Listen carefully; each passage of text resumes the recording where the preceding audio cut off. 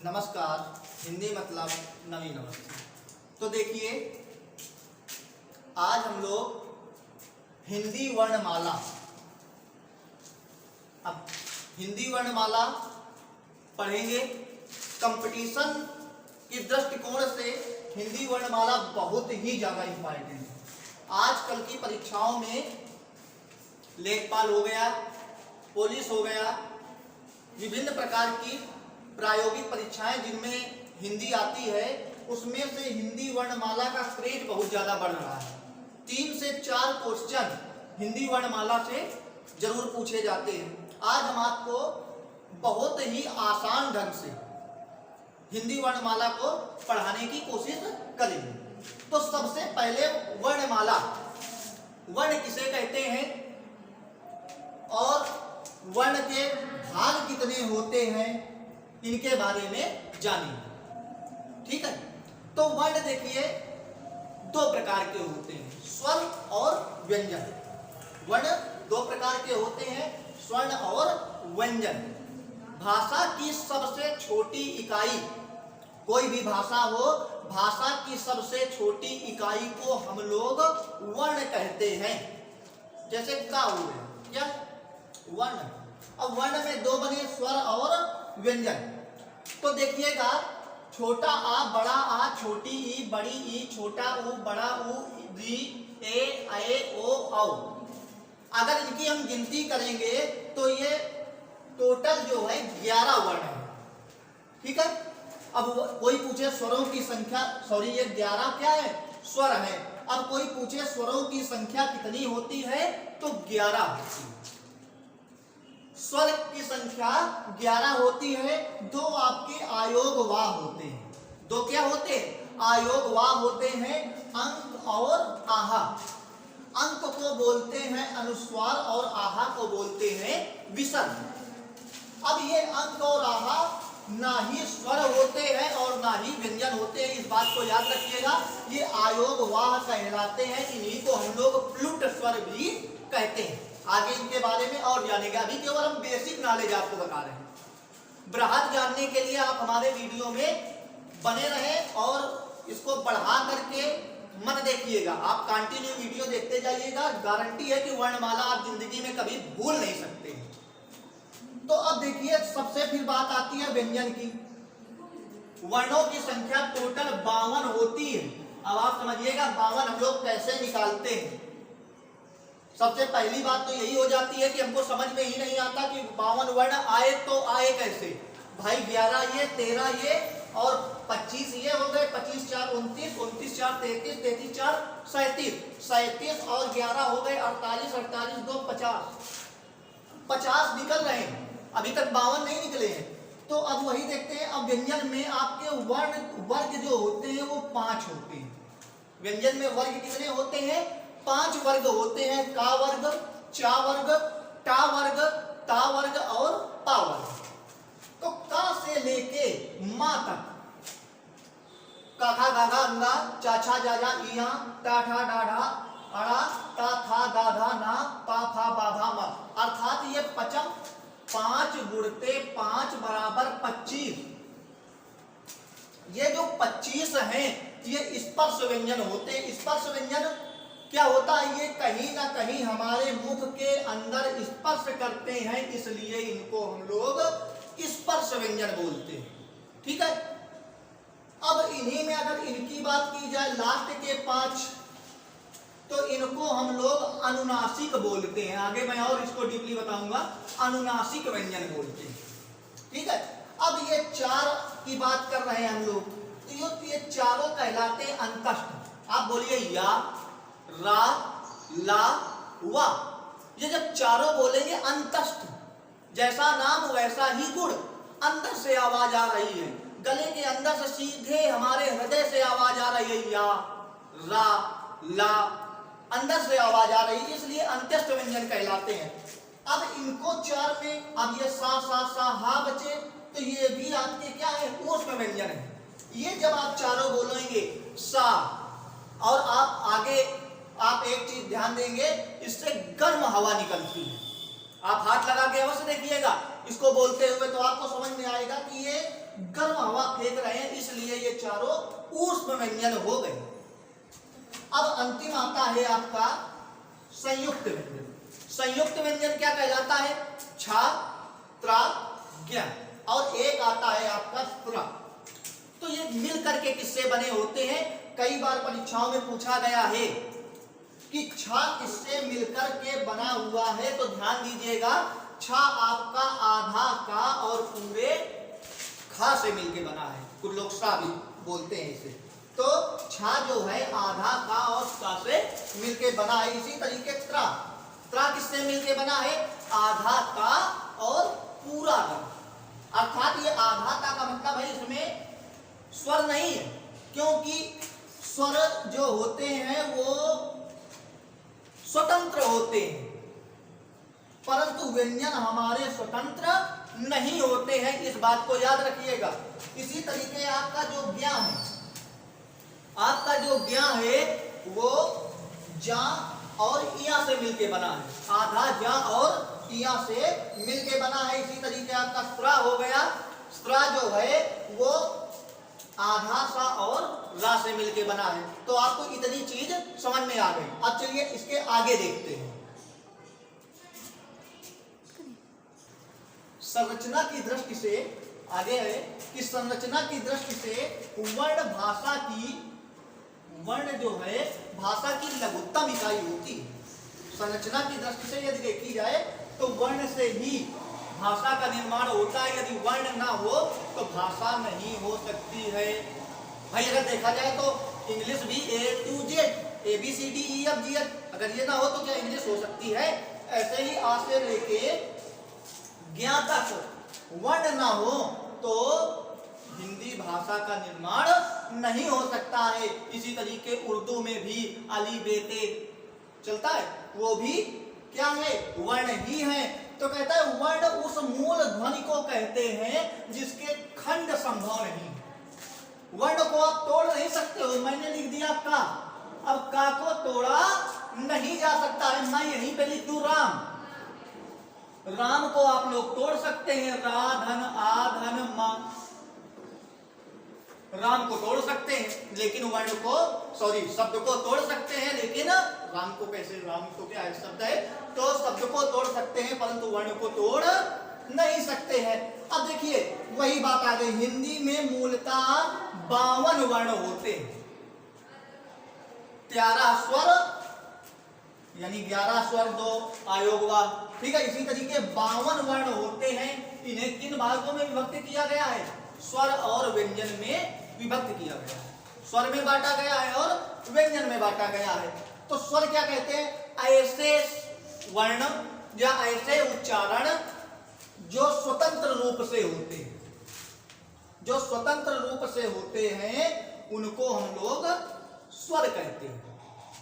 इसी तरीके जो वर्णों के उच्चारण में सहायक होते हैं, अब जैसे हमको आ बोलना है, ये अपने आप में स्वतंत्र है, लेकिन हमको यदि ये बोलना है तो इसके साथ में ये आना पड़ेगा, तभी हम का बोल सकते हैं, ठीक है ना।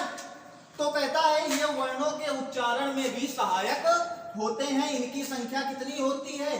11 होती है। 4 ह्रस्व होते हैं, ह्रस्व का मतलब होता है लघु, और 4 आपके क्या होते हैं? दीर्घ होती है। छोटा आ, छोटी ई, छोटा उ और री, ये आपके लघु या ह्रस्व स्वर कहलाते हैं। बड़ा आ, बड़ी ई, बड़ा उ, ए, ऐ, ओ, औ आपके दीर्घ स्वर कहलाते हैं। इतनी बात क्लियर हो गई होगी आप लोगों को। अब प्लुट स्वर या आयोगवा, इनके बारे में भी मैंने बताया था, अं और आह। थोड़ा सा और जानते हैं इनके विषय में। तो ह्रस्व स्वर क्या कहलाता है, जिसको लघु बोलते हैं? कहता है जिन वर्णों को उच्चारण करने में हमें कम से कम समय लगता है वो आपके क्या कहलाते हैं? ह्रस्व स्वर कहलाते हैं। ऐसे वर्ण जिनका कम से कम समय लगे बोलने में, और ये 4 होते हैं। आपको हमने ऊपर बताया कौन कौन से 4 होते हैं। और दीर्घ स्वर में क्या होता है? बहुत ही सिंपल, जो ह्रस्व स्वर से 2 गुना समय में बोले जाए। जैसे हमने आ बोला, आ, ठीक है, आ, ठीक है। तो वही है, इनकी संख्या कितनी होती है? 7 होती है। अब इसके बाद में प्लुट स्वर या आयोगवा किससे कहते हैं? जिनको बोलने में दीर्घ स्वर से भी अधिक समय लगता है, दीर्घ स्वर से भी अधिक समय लगता है, वो आपके प्लुट स्वर कहलाते हैं। और इनका प्रयोग किसमें करते हैं? बुलाने में किया जाता है। किसमें किया जाता है? बुलाने में किया जाता है। उच्चारण की शुरुआत स्वर तथा अंत व्यंजन की तरह होता है। इनका जो उच्चारण जब हम लोग बोलेंगे तो इनकी शुरुआत जो होगी वह स्वर की तरह से होगी और जो अंत होगा वो व्यंजन की तरह से होगा। तो उदाहरण भी दिया हुआ है। अब हम लोग आगे देखते हैं। ठीक है, अब आगे क्या देखेंगे? अब ये आपका स्वर समाप्त हो गया है। अब हम नेक्स्ट मतलब आगे देखते हैं व्यंजन। तो देखिए, अब बात करते हैं व्यंजन की। तो व्यंजन क्या होता है? ऐसे वर्ण जिनका उच्चारण स्वरों की सहायता से होता है उन्हें हम व्यंजन कहते हैं। अभी हमने बताया कि स्वर किस प्रकार से काम करते हैं। जैसे रा को बोलना है तो उसके साथ में छोटा आ होना चाहिए, तब वो व्यंजन बनेगा। व्यंजनों की कुल संख्या 33 होती है। 33 कैसे होती है? तो 25 तो हमारे स्पर्श व्यंजन हो गए अर्थात का से लेके मा तक। 4 अंतस्थ हो गए यारा लावा सा, सॉरी यारा लावा, और 4 ऊष्म हो गए सा सा सा हा। तो 25 4 29 4 33। तो ये आपके स्पर्श व्यंजन, अंतस्थ व्यंजन और ऊष्म व्यंजन अर्थात कुल संख्या कितनी हो गई? 33 हो गई। अब अंतस्थ व्यंजन क्या होता है देखते हैं। ये इस वर्ण स्वर तथा व्यंजन के मध्य स्थित होने के कारण अंतस्थ व्यंजन कहलाते हैं। ये स्वर और व्यंजन के बीच में होते हैं। ठीक है, ये स्वर और व्यंजन के बीच में होते हैं, इसी कारण इनको अंतस्थ व्यंजन कहते हैं। दूसरा रीजन, इनको बोलने में आवाज अंदर से आती है, इसलिए इसे अंतस्थ व्यंजन भी कहते हैं। और सबसे मेन, अब देखिए महर्षि पाणिनि जो थे उन्होंने इसे संक्षेप में यण भी कहा है, क्योंकि यण संधि का निर्माण भी यारा लावा से ही हुआ, इसलिए इसे पाणिनि ने संक्षेप में क्या कहा? यण कहा। अब ऊष्म व्यंजन की बात करते हैं। तो ऊष्म व्यंजन को बोलते समय घर्षण से उत्पन्न वायु का क्या होता है? निष्कासन होता है। जब हम बोलेंगे तो घर्षण होगा वायु में और वायु का क्या हो जाएगा? निष्कासन हो जाएगा। इस कारण से इसे ऊष्म व्यंजन बोलते हैं। ऊष्म व्यंजन सा सा सा हा। आपका संयुक्त वर्ण क्या होता है? सब कोई संयुक्त के बारे में जानता है, जहां पर 2 वर्ण मिलकर के बने होते हैं। अभी मैंने पीछे आपको बताया ही था कि छा त्रा ज्ञा स्त्र, का और सा से छा, इसी तरीके ज्ञा जा और इया से ज्ञा। तो ये आपके संयुक्त हो गए। अब बात आते हैं उच्छिष्ट व्यंजन। ये देखिए, समझिएगा, रा ढ़ा, रा और ढ़ा। अब जैसे हमको जैसे लड़का लिखना है तो लड़का किससे लिखेंगे? इसी से तो लिखेंगे। ये अंगा नहीं है, ये अंगा मत समझिएगा, ये ड़ा। तो जैसे बड़ा और बढ़ा, बढ़ा मतलब बढ़ाकर। ठीक है, तो ये आपके 2 उच्छिष्ट व्यंजन हुए। अब समझिएगा, स्वर आपके 11 हो गए। स्वर आपके कितने हो गए? 11 हो गए। आयोग आपके हो गए 2। इसी तरीके व्यंजन क्या हो गए? 33। और 33 कैसे निकले? तो ये आप देख लीजिए 33 व्यंजन कैसे निकले। 4 आपके हो गए संयुक्त व्यंजन। 4 क्या हो गए? संयुक्त व्यंजन हो गए, क्योंकि व्यंजन में इनकी संख्या नहीं रखी जाती, ये 2 वर्णों से मिलकर बनते हैं। तो 4 आपके संयुक्त व्यंजन हो गए, 2 हो गए आपके उच्छिष्ट। तो 33 11 34, सॉरी 44, 44 2 46, 46 4 50, 50 2 52। इस तरीके से कुल वर्ण कितने हो गए? 52 हो गए। अब हम आपको एक ट्रिक बता रहे हैं, आप उस ट्रिक को अपने माइंड में केवल सेट कर लीजिएगा। जिन्होंने लास्ट तक वीडियो देखा है तब उनके लिए बिल्कुल फल है। इसको आप केवल माइंड में 2-3 बार केवल देख लेंगे, आप कभी भी ये नहीं समस्या आपको आ सकती है कि ये कौन सा वर्ण है। तो चलिए देखते हैं कौन सी है वो प्रणाली। देखिए, ये हमने सारणी बनाई और इस सारणी को बनाया आप अपने माइंड में केवल सेटअप कर लीजिए। पहले मैं इनकी बात करता हूं। ये आपको कंठ कौन है, तालब कौन है, मूर्धन्य कौन है, दंतब कौन है, ये आपको कैसे समझ में आएगा ये हम पहले बताते हैं। आप बोलिए का, खा, गा, घा, अंगा। अब जब इसको बोलते हैं तो आवाज अंदर से आ रही है। आवाज किससे आ रही है? कंठ से। गले को देखिए, गला ही मूवमेंट कर रहा है, का, खा, गा, घा, तो ये आपका क्या हो गया? कंठव्य हो गया, कंठ व्यंजन हो गया। अब जब इसकी बात करते हैं, बोलते हैं चा, छा, जा, झा, इया। अब जब जरा इसको देखिए तो जीभ हमारी तालू पे लग रही है। जीभ कहां पे लग रही है? तालू पे लग रही है। चा, छा, इसलिए इसको तालव्य बोलेंगे। इसी तरीके मूर्धन्य, मूर्धन्य का मतलब ही होता है उल्टा, उल्टा हो जाना। अब देखिए जरा बोलते हैं टा, ठा, डा, ढा, आड़ा। जरा देखिए जीभ हमारी बिल्कुल उल्टी हुई जा रही है कि नहीं? इसलिए टा, जाने कहां टंग रही है हमारी जीभ जाके, इसलिए ये क्या हो गया? मूर्धन्य हो गया, दंतव्य। अब देखिए ता, था, दा, धा, ना, हमारी जीभ सीधे दांतों के भाग पर अर्थात दांत पर ही जा करके ये हम बोल सकते हैं ता, था, दा, धा, ना, तो इसलिए ये दंतव्य हो गया। शायद समझ में आ गया होगा। अब ये कोई भी ऐसा व्यक्ति नहीं है कि अपने ओठ ना चिपकाए, ओठ चिपकाए बिना ये बोल ले। ओठ का यूज ही होगा पा बिना।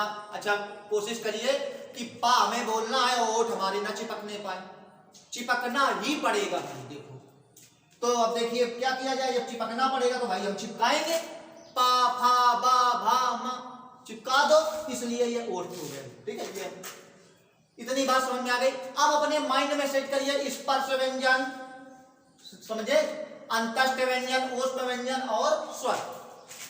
स्पर्श, अंतस्थ, ऊष्म और बाद में क्या बचा? स्वर बचा। अब देखिए ये आपकी कंठव्य, तालव्य, मूर्धन्य और दंतव्य और ओष्ठव्य। कंठ व्यंजन, तालव्य व्यंजन, मूर्धन्य व्यंजन, दंत व्यंजन और ओष्ठ व्यंजन। क्लियर हुआ? ये हमने अपनी समय सारणी बना ली। अब हमें इसके लिए ककारा आना चाहिए भैया। तो कुछ लोग कह रहे नहीं आता है, तो भैया का से ज्ञा तक पहले याद कर डालो, आ से लेके ज्ञा तक, का, खा, गा, घा, अंगा, तभी आएगा। अन्यथा वीडियो यहीं पे बंद करिए आप लोग, पहले का, खा, गा, घा याद कर डालिए। छोटा बच्चा हो उसको जाइए सीखिए जाके पहले, बाद में वीडियो को देखिएगा आगे। तो ये देखिए, अब देखिए हमने का से लेके मा तक लिख दिया, स्पर्श व्यंजन ये हमारे हो गए। सारे के सारे 25 लिखे हैं, ये स्पर्श व्यंजन। आप समझिए का वाला हमने छोड़ा, या, रा, ला, 3 वा को काम खत्म कर दिया, मतलब पहला और आखिरी छोड़ दिया, बीच में या, रा, ला सीरियल से भर दिया। क्लियर? इतनी बात। फिर जब ऊष्म में आया, लास्ट वाला हमने छोड़ दिया, बाकी ऐसे सा, सा, सा, हाँ, लास्ट वाला छोड़ा, सा, सा, सा, हा। क्लियर हुआ ये बात? देखिए पूरा माइंड केवल सारणी का है, सारणी केवल अपने आप माइंड में सेट करिए। अब जब स्वर की बात आई, आ, ई, काम खत्म, री, यही तो आता है। फिर लास्ट में एक छोड़ा, उ, ये बना। अब इन दोनों को मिलाने से ए आई, इन दोनों को मिलाने से वा, और इसको और लास्ट वाले को मिलाने से ओ, औ। अब देखिए ये सारणी ही पूरा खेल है। कोई हमसे पूछे री कौन सा व्यंजन है, ऑप्शन कंठव्य, तालव्य, मूर्धन्य, दंतव्य। अब हमको सीधे जानना है, देखना है री, भैया मूर्धन्य है। कोई हमसे पूछे सा कौन सा व्यंजन है, ऐसे पूछे तो ऊष्म और ऐसे पूछे तो दंतव्य। कोई हमसे पूछे ए कौन सा व्यंजन है, ऐसे देखेंगे कंठव्य, तालव्य, दोनों को जब जोड़ेंगे कंठव्य तालव्य को तो क्या हो जाएगा? कंठो तालव्य। कोई हमसे पूछे वह कौन सा है, तो भैया दंतव्य, ओष्ठव्य, दंतव्य और ओष्ठव्य को जोड़ेंगे तो हो जाएगा दंतोष्ठ। कोई हमसे पूछे ओ कौन सा व्यंजन है, तो कंठ जोड़ेंगे, ओष्ठ जोड़ेंगे, हो जाएगा कंठोष्ठ। कौन सा? कंठोष्ठ। ये बात मेरी शायद आपको ये सारणी समझ में आई। बड़ी मेहनत और दिमाग, और केवल इतनी सारणी आप केवल तैयार कर लीजिए, आप कभी भी भूल नहीं सकते हैं। वीडियो चूंकि बहुत बड़ा बन जाएगा, अभी व्यंजन में काफी चीजें हैं, अल्प प्राण, महाप्राण, घोष, अघोष और कुछ और भी होते हैं व्यंजन, उनके बारे में। अगर आपको ये वीडियो पसंद आया है तो आप इसको सब्सक्राइब करेंगे, लाइक करेंगे, तो मैं इसका हिंदी वर्णमाला का भाग 2 जरूर बनाऊंगा। आप लोग ज़्यादा से ज़्यादा इसे शेयर करिए और ज़्यादा से ज़्यादा सब्सक्राइब करिए। धन्यवाद। हिंदी मतलब नवीन।